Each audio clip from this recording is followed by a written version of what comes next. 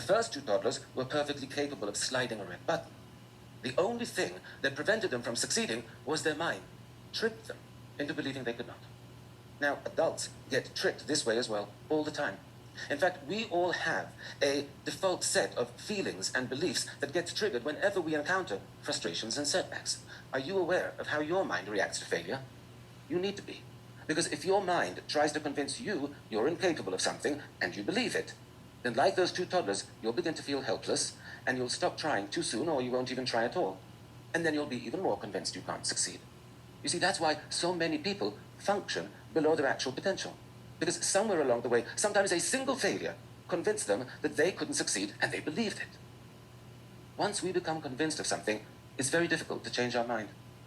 I learned that lesson the hard way when I was a teenager with my brother. We were driving with friends down a dark road at night when a police car stopped us. There had been a robbery in the area and they were looking for suspects. The officer approached the car and he shined his flashlight on the driver, then on my brother in the front seat, and then on me, and his eyes opened wide and he said, "Where have I seen your face before?" And I said, "In the front seat." But that made no sense to him whatsoever, so now he thought I was on drugs.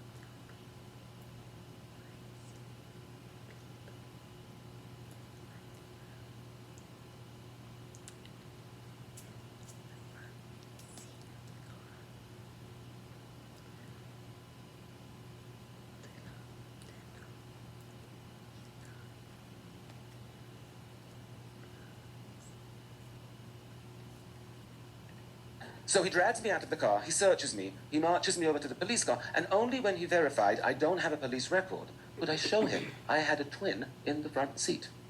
But even as we were driving away, you could see by the look on his face, he was convinced that I was getting away with something. Our mind is hard to change once we become convinced. So it might be very natural to feel demoralized and defeated after you fail, but you cannot allow yourself to become convinced you can't succeed. You have to fight feelings of helplessness. You have to gain control over the situation. And you have to break this kind of negative cycle before it begins. Our minds and our feelings, they're not the trustworthy friends we thought they were. They're more like a really moody friend who can be totally supportive one minute and really unpleasant the next. I once worked with this woman who, after 20 years of marriage and an extremely ugly divorce, was finally ready for her first date. She had met this guy online, and he seemed nice, and he seemed successful, and most importantly, he seemed really into her. So she was very excited. She bought a new dress, and they met at an upscale New York City bar for a drink. 10 minutes into the date, the man stands up and says, "I'm not interested," and walks out. Rejection is extremely painful. The woman was so hurt she couldn't move. All she could do was call a friend. And here's what the friend said. "Well, what do you expect? You have big hips, you have nothing interesting to say. Why would a handsome, successful man like that ever go out with a loser like you?" Shocking, right? That a friend can be so cruel. But it would be much less shocking if I told you it wasn't the friend who said that. It's what the woman said to herself.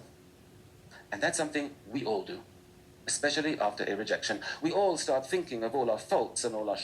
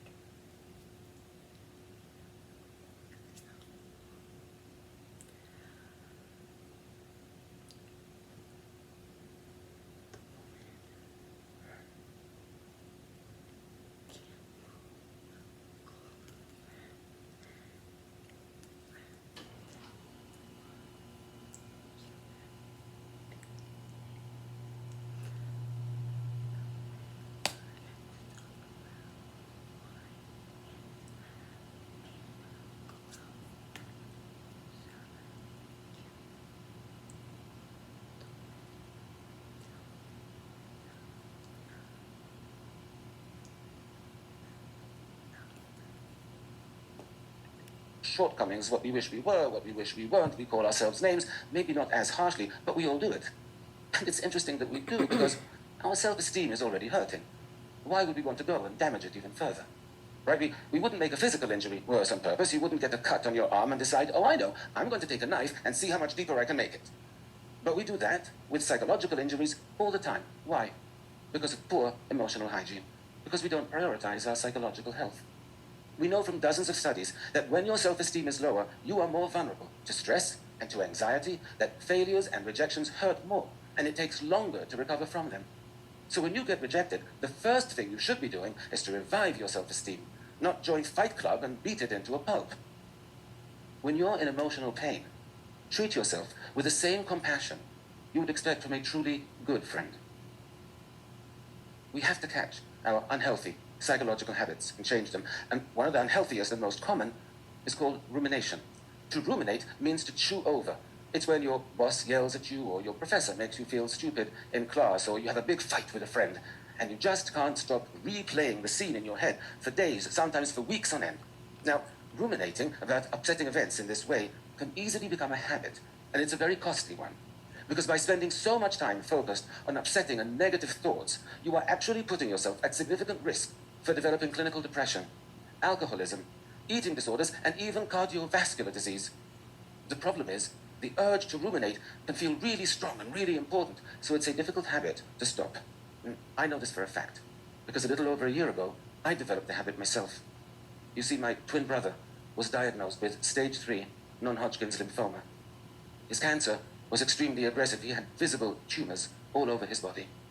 And he had to start a harsh course of chemotherapy.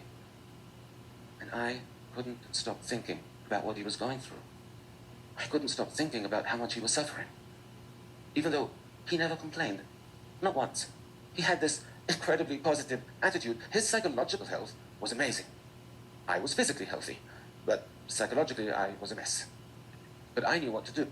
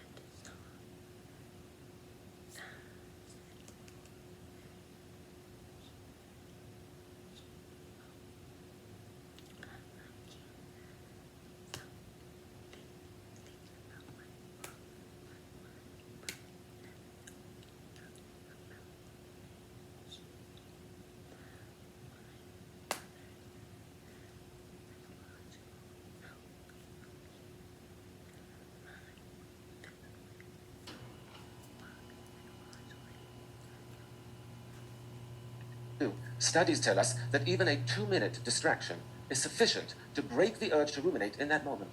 And so each time I had a worrying, upsetting, negative thought, I forced myself to concentrate on something else until the urge passed. And within 1 week, my whole outlook changed and became more positive and more hopeful. 9 weeks after he started chemotherapy, my brother had a CAT scan, and I was by his side when he got the results. All the tumors were gone. He still had 3 more rounds of chemotherapy to go, but we knew he would recover. This picture was taken 2 weeks ago. By taking action when you're lonely, by changing your responses to failure, by protecting your self-esteem, By battling negative thinking, you won't just heal your psychological wounds, you will build emotional resilience. You will thrive. 100 years ago, people began practicing personal hygiene, and life expectancy rates rose by over 50% in just a matter of decades. I believe our quality of life could rise just as dramatically if we all began practicing emotional hygiene. Can you imagine what the world would be like if everyone was psychologically healthier? If there were less loneliness and less depression? If people knew how to overcome failure?